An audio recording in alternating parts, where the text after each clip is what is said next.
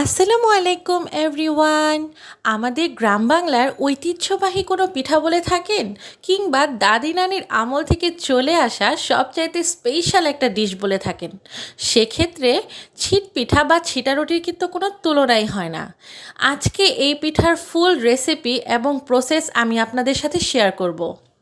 ছিটপিঠা বা ছিটারুটি বানানোর জন্য আমি গতকাল রাতে কিছু সেদ্ধ চাল পানি দিয়ে ভিজিয়ে ফ্রিজে রেখে দিয়েছিলাম।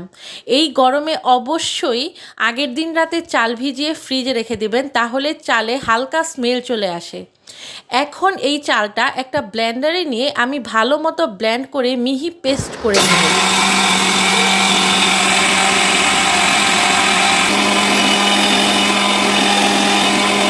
দেখে বুঝতেই পারছেন এর থিকনেসটা কতটা পারফেক্ট হয়েছে। অবশ্যই এই পেস্টে কিন্তু কোনো দানা থাকা যাবে না। এখন এই ব্যাটারের মধ্যে আমি দিয়ে দিব অল্প একটু ময়দা 1 কাপ পরিমাণ, এবং দিব 1 চা চামচ লবণ। লবণ আপনার অবশ্যই স্বাদ মতো দিবেন। এখন এই ব্যাটারটা ততক্ষণ পর্যন্ত ভালো মতো মিক্স করতে হবে যতক্ষণ পর্যন্ত এর কনসিস্টেন্সি পারফেক্ট না হয়। আশা করি আপনারা ভিডিওতে দেখে বুঝতেই পারছেন। এখন আমরা একটা কাপে কিছু পরিমাণ সয়াবিন তেল নিয়ে নিব এবং একটা লাঠিতে হালকা একটা কাপড় ভালো মতো বেঁধে নিব। এখন এই তেলের মধ্যে এই লাঠিতে বাঁধা কাপড়টা চুবিয়ে আমরা একটা ননস্টিকের ফ্রাই প্যান বা যে কোনো কড়াইতে আপনারা করতে পারেন, এইভাবে তেল ব্রাশ করে নেব।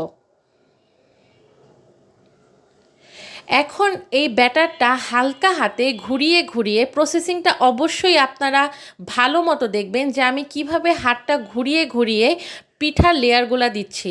এই মোমেন্টে অবশ্যই আপনারা লাস্টের দিকে কিছু ব্যাটার এভাবে ছিটা দিয়ে দেবেন, তাহলে পিঠাটা সুন্দরভাবে লেয়ারিং হয়ে শেপ হয়ে আসবে।